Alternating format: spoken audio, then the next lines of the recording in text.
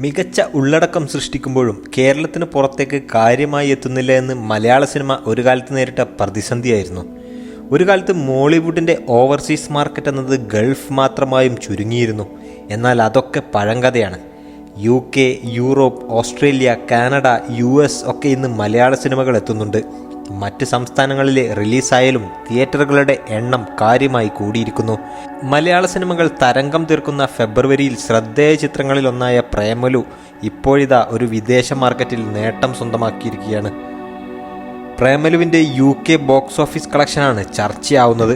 ഫെബ്രുവരി 9 തിയേറ്ററുകളിലെത്തിയ ചിത്രമാണിത്. കേരളത്തിനൊപ്പം ഇതര സംസ്ഥാനങ്ങളിലും വിദേശ രാജ്യങ്ങളിലുമൊക്കെ അതേ ദിവസമായിരുന്നു റിലീസ്. വെറും 12 ദിവസം കൊണ്ട് ആഗോള ബോക്സ് ഓഫീസിൽ നിന്ന് 50 കോടി നേടിയ ചിത്രമാണിത്. ഇപ്പോഴിതാ UK എക്കാലത്തെയും മലയാള സിനിമകളുടെ കളക്ഷനിൽ 2ാം സ്ഥാനത്തെത്തിയിരിക്കുകയാണ് ചിത്രം. ലൂസിഫറിനെ മറികടന്നാണ് ഈ യുവതാര ചിത്രത്തിൻ്റെ നേട്ടം.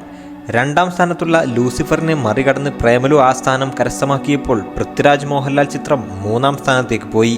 ഈ ലിസ്റ്റിൽ 1ാം സ്ഥാനത്തുള്ളത് കേരളത്തിൻ്റെ പ്രളയം പശ്ചാത്തലമാക്കി ജൂഡ് ആന്റണി ജോസഫ് ചിത്രം 2018 പ്രേമലുവിൻ്റെ ഇതുവരെയുള്ള UK box office 2.87 കോടിയാണെങ്കിൽ 2018 UK life time collection 7 കോടിയായിരുന്നു. പ്രമുഖ ബോളിവുഡ് സ്റ്റുഡിയോ ആയ യാഷ്രാജ് ഫിലിംസാണ് പ്രേമലുവിൻ്റെ നിലവിലെ UK യൂറോപ്പ് വിതരണാവകാശം.